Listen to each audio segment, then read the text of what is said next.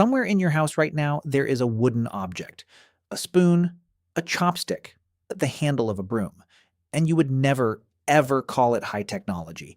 Wood is the most ordinary material on Earth, which is exactly why nobody expected a few sticks pulled out of a German coal mine to rewrite the story of who we are, because these weren't sticks. And the humans who made them were not who we were told they were. Here's the thing about wood.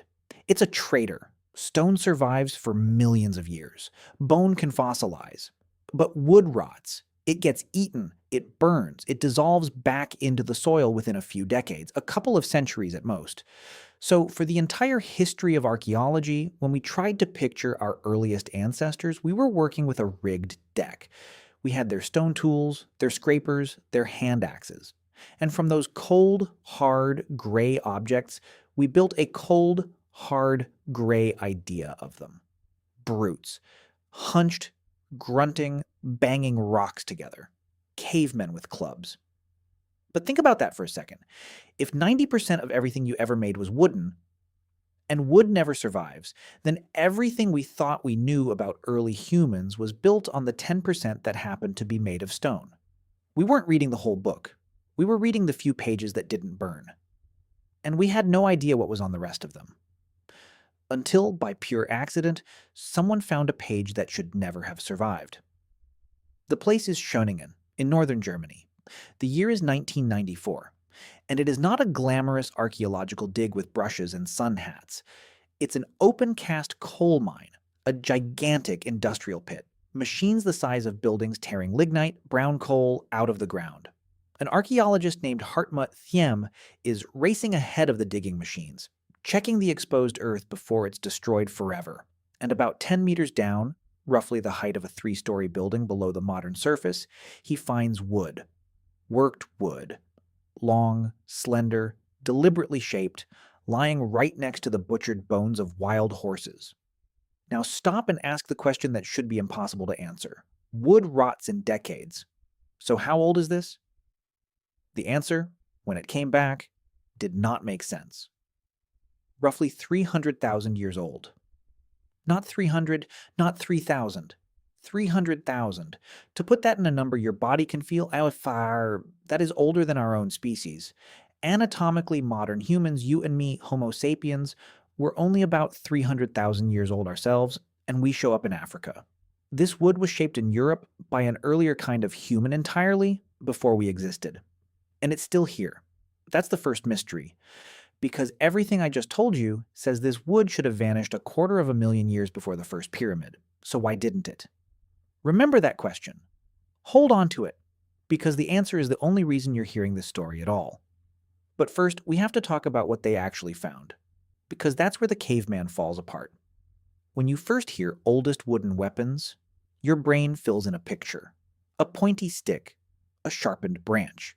Something you or I could make in an afternoon with a rock and a bad attitude. That is not what these are. Let me tell you how one of them was actually made, because researchers using 3D microscopy and micro-CT scanners, the same kind of imaging used in hospitals, were able to reconstruct the entire life story of a single throwing stick, step by step, 300,000 years later. First, they didn't just grab the nearest branch. They selected a specific wood, spruce in this case, chosen for the way its grain runs, for strength and for weight. And here's a detail that stops archaeologists cold. The right trees weren't even growing at the lakeshore where the tools were used. The wood had to be carried in from higher ground from the Elm Hills, somewhere between 3 and 5 kilometers away. So before a single cut was made, someone was already thinking, I need the right material, and I will walk to get it. That's not instinct, that's planning. Then they stripped the bark. They shaped it into a form that is, and I want to be precise here because the researchers were aerodynamic and ergonomic. Aerodynamic, a tool 300,000 years old, shaped to fly true through the air. They carved the surface down and smoothed it. And then they did something that made anthropologist Anna-Mika Milks and her colleagues realize they were dealing with a mind, not a reflex. They seasoned the wood. They let it dry in a controlled way, deliberately, so that it wouldn't crack and warp later. That is a technique. That is knowledge passed down, tested, remembered. That is a craftsman who understands that wet wood splits and dry wood flies, and who plans days ahead for a tool they haven't finished yet. And here's where I had it completely backwards. And maybe you did too. This was not one guy with one stick. Because when the team, led by Dr. Dirk Leder and Professor Thomas Terberger, finally analyzed everything from the site, not just the famous spears, but every worked fragment, the count came to 187 wooden objects, the largest collection of ancient wooden tools ever found anywhere on the planet. And they were not all the same. This is the part that breaks the caveman for good. They found long spears built like javelins, weighted at the front to fly straight. They found shorter, double-pointed throwing sticks. Think of a heavy wooden boomerang you hurl to knock a bird or a small animal out of the air. And then they found something nobody was even looking for. 35 smaller pieces of split wood, sharpened, that weren't weapons at all. Domestic tools. Little instruments, probably for working hides, for butchering, for the quiet daily labor of staying alive. Do you understand what that means? That's not a club. That's a toolkit. That's a workshop. A long-range weapon, a mid-range weapon, and a set of specialized fine tools, each designed for a different job. The same logic you'd find in a modern toolbox, where you don't use a hammer to turn a screw. 300,000 years ago, on a cold lake shore in Germany, someone had already figured out different problem, different tool. And it gets more human than that. The researchers found evidence that when a tool broke, they didn't just throw it away. They repaired it. They recycled the wood, reworked the broken pieces into new tools right there on the spot. Somebody sat by that lake holding a snapped spear and thought, I can still use this. That is not a brute. That is you, cursing at a broken chair leg, deciding to fix it instead of buying a new one. The distance between them and us just collapsed to nothing. Which brings us back to the question I told you to hold on to. If wood rots in decades, how is any of this still here to be found? Because this is the strangest twist of all. Everything I've just described, the whole revolution in how we see our ancestors, it exists because of an accident. And the accident almost didn't happen. Those tools were dropped at the edge of a lake. And instead of drying out in the sun and rotting or being scattered, they sank into the mud at the waterline and were sealed. Waterlogged, buried under fine, wet, low-oxygen sediment, cut off from the air. And here's the thing that keeps wood alive across the ages. Rot needs oxygen. The bacteria and fungi that eat wood need to breathe. Down in that airless, waterlogged mud, they simply couldn't work. The lake didn't preserve the wood despite being wet.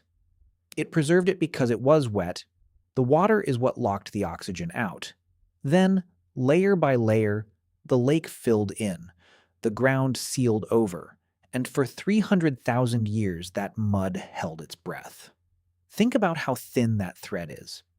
If those tools had been dropped 50 meters uphill, gone. If the lake had dried out that century, gone. If a river had washed them somewhere with oxygen in the water, gone. We came within a whisker of never knowing any of this, of keeping the caveman forever, simply because the evidence to correct him had turned to dust everywhere else on Earth. And here's the sentence that should genuinely unsettle you. Schöningen is not special because those humans were special. It's special because the mud was. There is no reason to think these were uniquely gifted people, which means this level of skill, the planning, the seasoning, the specialized kit, was probably normal, ordinary, happening all over the ancient world for hundreds of thousands of years, made almost entirely out of wood. And it all rotted away, taking the true picture of our ancestors with it. We didn't find the exception. We found the one place the ordinary survived, and we still don't even know exactly who they were. No human bones were found with the tools, so the hands that walked 5 kilometers for the right spruce, that seasoned the wood so it wouldn't crack, that built a 3-tier toolkit and fixed it when it broke. We can't put a face to them for certain. Maybe an earlier human called Homo heidelbergensis. Maybe early Neanderthals. And yes, a recent study even argues the site might be younger than we thought, pushing it toward the Neanderthals. The mystery of their skill is solved. The mystery of their name is not. So go back to that wooden object in your house. The spoon, the chopstick, the broom handle. The most ordinary thing you own.